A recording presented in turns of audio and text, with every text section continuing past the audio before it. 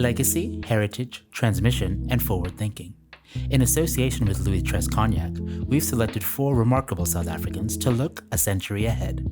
Join us as we chat with Martin Diggle.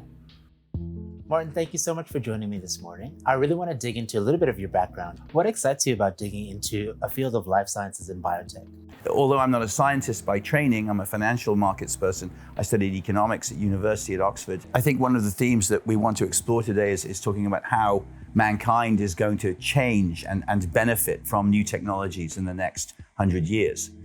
And I think we're at a fascinating point in the development of mankind and how new medicines and new technologies can help people to live longer, but more importantly, healthy, higher quality lives. If you look at the human body, I mean, from the neck down, we're all basically a machine.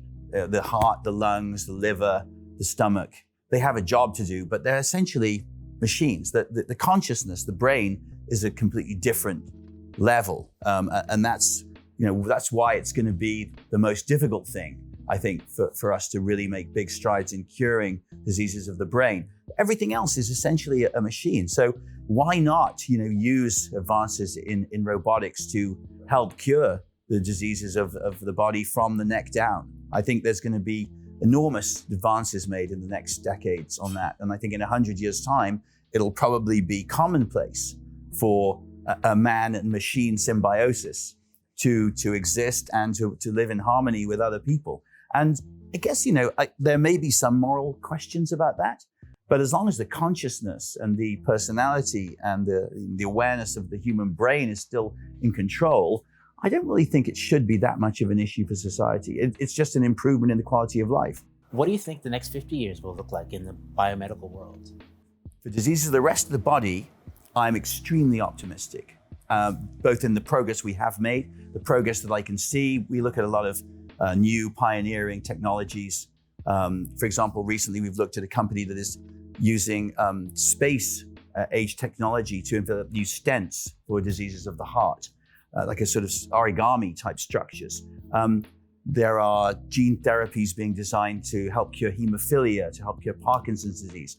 And there are real hopes for a lot of these diseases to completely revolutionize the health paradigm for mankind. I think what will be the ultimate challenge will be diseases like dementia, Alzheimer's disease, because of the vast complexity of the human brain. We are only really just beginning to have a grasp of what causes these things.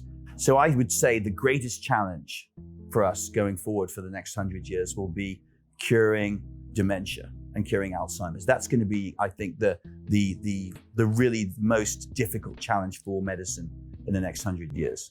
How do you want to be remembered?